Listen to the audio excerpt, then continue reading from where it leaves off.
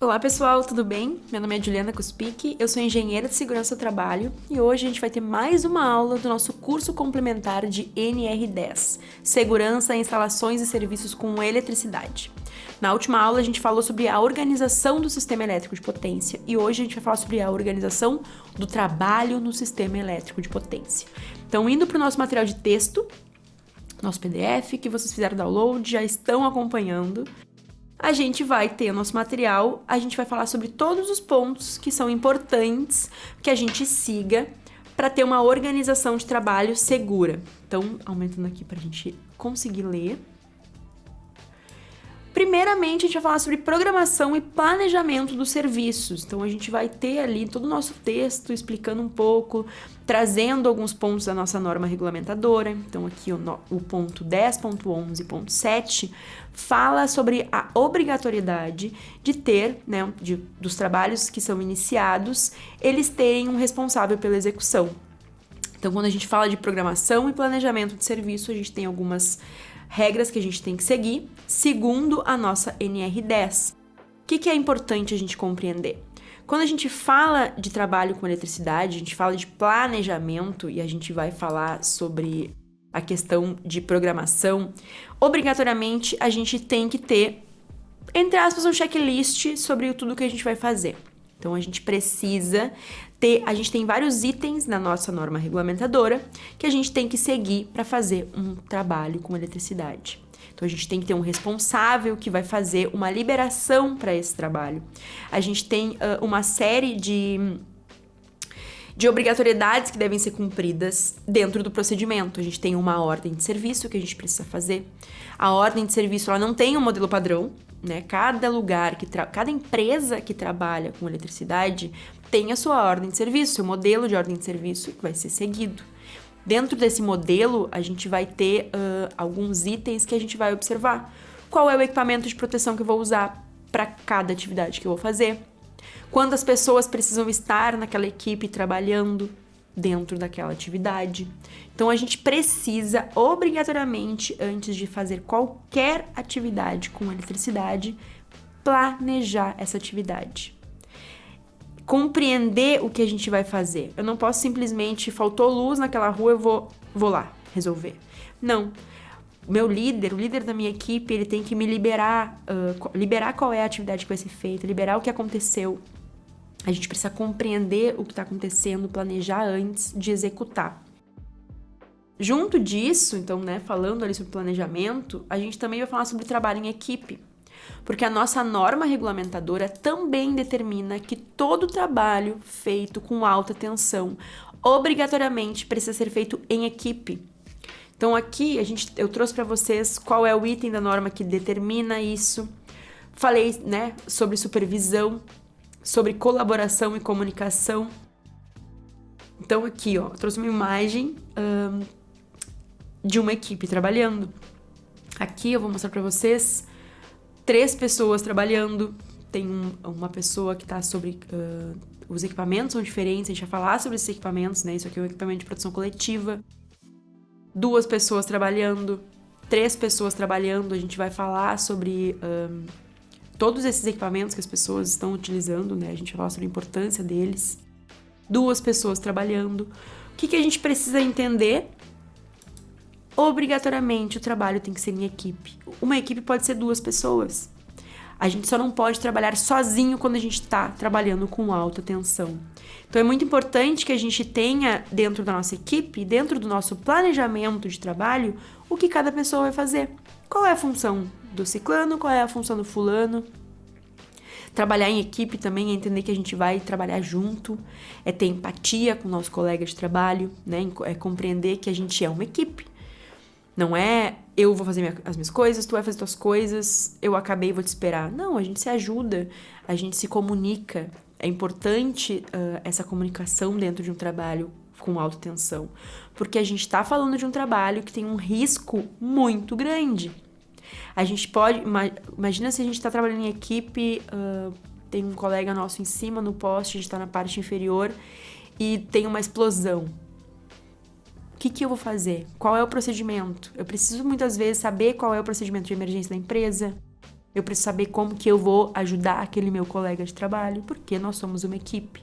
Então, o trabalho em equipe, ele é obrigatório dentro do CEP. Isso é muito importante dentro do nosso curso. A gente vai falar muitas vezes sobre isso. Outro ponto, voltando para o nosso PDF, é o prontuário e o cadastro das instalações. Isso é outro ponto que é obrigatório dentro da nossa norma. E eu trouxe para vocês todos os pontos que a norma estabelece dentro do prontuário. Então, não tem um modelo padrão de prontuário, porém, tem os itens mínimos que a gente tem que ter num prontuário. Então, a gente pode ter mais coisas se for relevante? Pode, não tem problema. Mas, no mínimo, esses pontos a gente precisa compreender. Então, a gente tem que ter um conjunto de procedimentos e instruções técnicas administrativas. Então, a gente vai compreender que dentro da parte de eletricidade, a gente tem muito documento para fazer. Tudo a gente vai documentar. E isso também é uma forma de segurança. Porque se uma pessoa liberou uma atividade, assinou que aquela atividade foi liberada, ela fez uma inspeção prévia sobre aquela atividade para liberar. Então, tem todo um procedimento padrão para a gente seguir para garantir a segurança. Porque é uma atividade muito perigosa. Então, documentação de inspeção e medidas de proteção contra descarga atmosférica e aterramento elétrico. Então, lá no nosso curso básico, a gente compreendeu o que é uma descarga atmosférica, a gente compreendeu o que é um aterramento elétrico. A gente não vai repetir isso na nossa aula, mas a gente precisa entender que a gente precisa ter documentações que provam que a gente tem medidas de proteção para isso. Se acontecer X risco, o que eu vou fazer? A gente tem que ter uma análise sobre isso, a gente tem que ter essa documentação e é muito importante que os profissionais eles tenham acesso a essa documentação. Especificação dos equipamentos de proteção coletiva, individual e ferramental. Então, aquilo que eu falei, lá no checklist das atividades, quando a gente for organizar o planejamento de uma atividade, quais são os equipamentos que eu preciso para aquela atividade? Estourou o transformador da rua, eu preciso ir lá resolver. Quais são os equipamentos que eu preciso levar? Tanto individual quanto coletivo. Faz um checklist antes. Observa que tudo está conforme para poder fazer atividade. Porque se chegar no lugar e não tiver o equipamento, não tem como fazer atividade. Porque tu está colocando tua vida em risco. Então, quando a gente faz as coisas planejadas, a gente está garantindo um trabalho não só mais eficaz, mais eficiente, como mais seguro.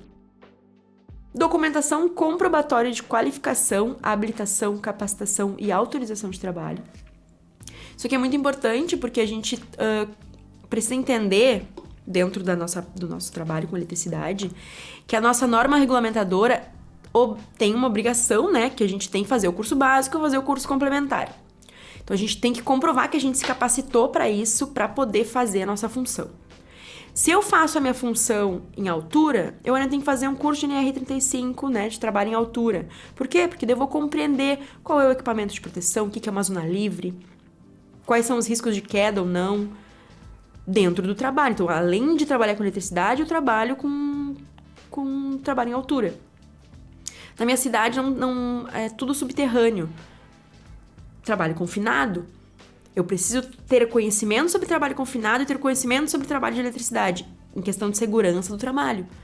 Além da compreensão técnica, né, de vocês, que vocês já têm, do trabalho. Então, a gente precisa, muitas vezes, juntar muitos conhecimentos e entender o porquê que isso é importante e o porquê a gente comprova que a gente se capacitou. A gente precisa regularmente também refazer o curso, né? A gente faz uma reciclagem, que a gente chama. Por que eu vou fazer uma reciclagem? Já fiz esse curso. Porque, como a gente viu, muitas vezes a nossa norma tem uma atualização. Muitas vezes a gente tem uma tecnologia nova, então a gente vai falar sobre essa tecnologia.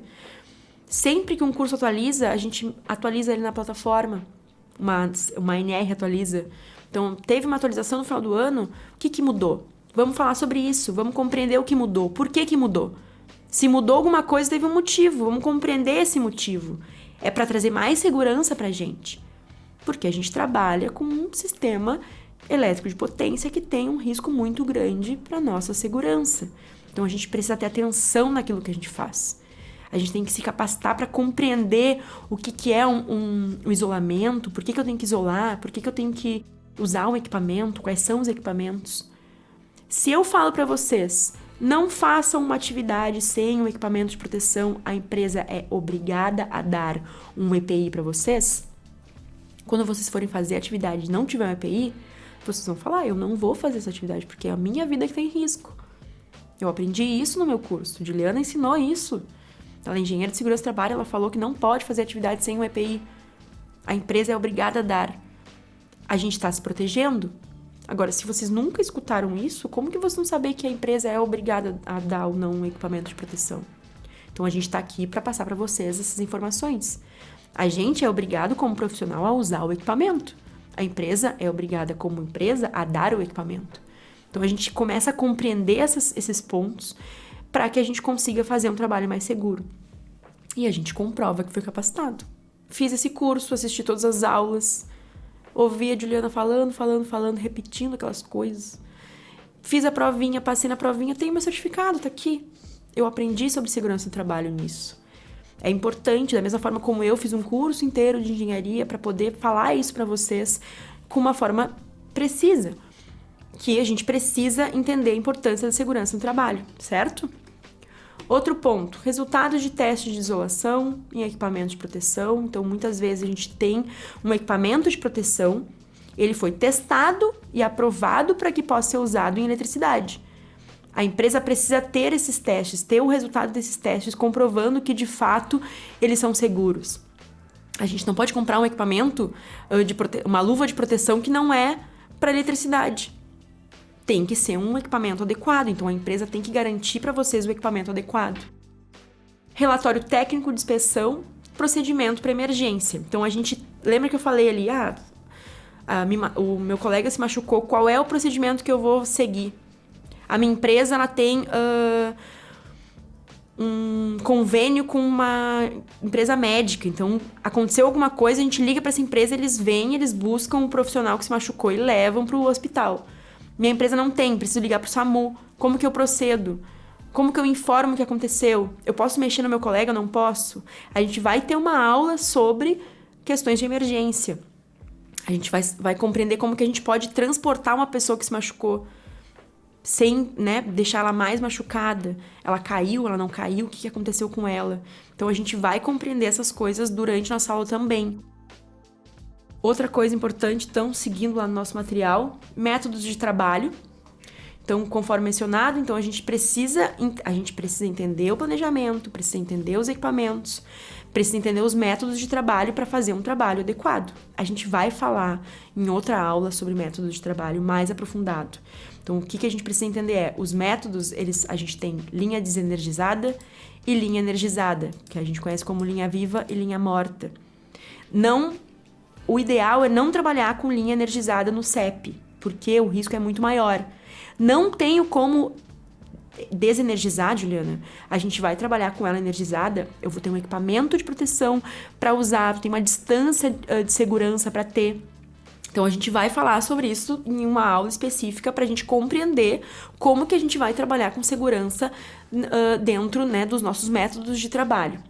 Então, quando a desenergização é restrita ou inviável, o trabalho em linha viva oferece 3 métodos. Então, a gente vai falar sobre o trabalho em distância, o potencial e o contato. Qual a diferença entre esses 3 métodos? Qual o equipamento de proteção que eu uso em cada método? A gente vai compreender isso para que a gente compreenda o porquê que isso é seguro para a gente, certo? E por fim aqui, a comunicação. Então, a nossa norma regulamentadora, ela estipula a necessidade de um equipamento de comunicação permanente.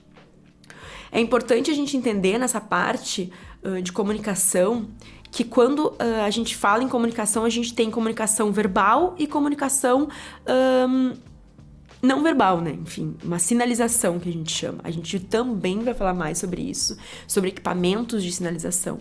Quando a gente trabalha em equipe, muitas vezes a gente não tá no mesmo ambiente. Eu posso estar fazendo meu trabalho aqui, meu colega tá fazendo trabalho a 5 metros de mim.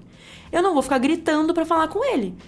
Eu vou ter uma linha, um método de comunicação, um rádio, um telefone celular, para conseguir me comunicar com a minha equipe. Minha equipe está trabalhando num lugar, desenergizou aquele espaço, chegou uma outra equipe para trabalhar. Como que eu vou informar para outra equipe que chegou que esse lugar está desenergizado?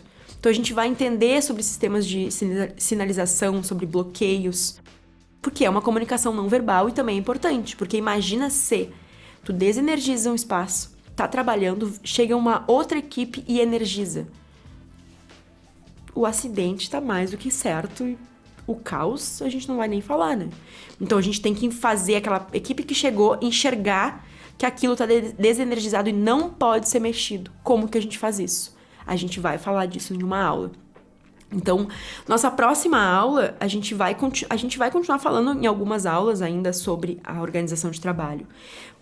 Né, especificadamente alguns pontos. Então, a nossa norma pede pra gente falar sobre aspectos comportamentais, pede pra gente falar sobre outros pontos, e nossa próxima aula é sobre aspectos comportamentais, então a gente vai falar novamente sobre o trabalho em equipe, é uma aula um pouco mais curta, mas pra gente ir compreendendo. Então, como eu já falei pra vocês, alguns tópicos estão repetitivos, não tem problema. É importante que a gente escute aquilo de várias vezes para aquilo se tornar natural pra gente. Por que a gente lava a mão quando a gente tá fazendo comida? Porque é natural já. Porque a gente já ouviu isso muitas vezes, que tem que lavar a mão enquanto a gente tá fazendo comida. Então, se eu escuto muitas vezes sobre o trabalho em equipe, sobre segurança, sobre desenergização, isso começa a ser natural pra gente. E a gente começa a fazer isso parte da nossa rotina. E a parte da nossa rotina começa a ser um trabalho mais seguro, certo?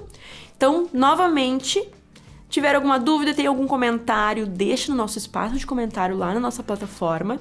E eu espero vocês na nossa próxima aula, certo? Obrigada, gente!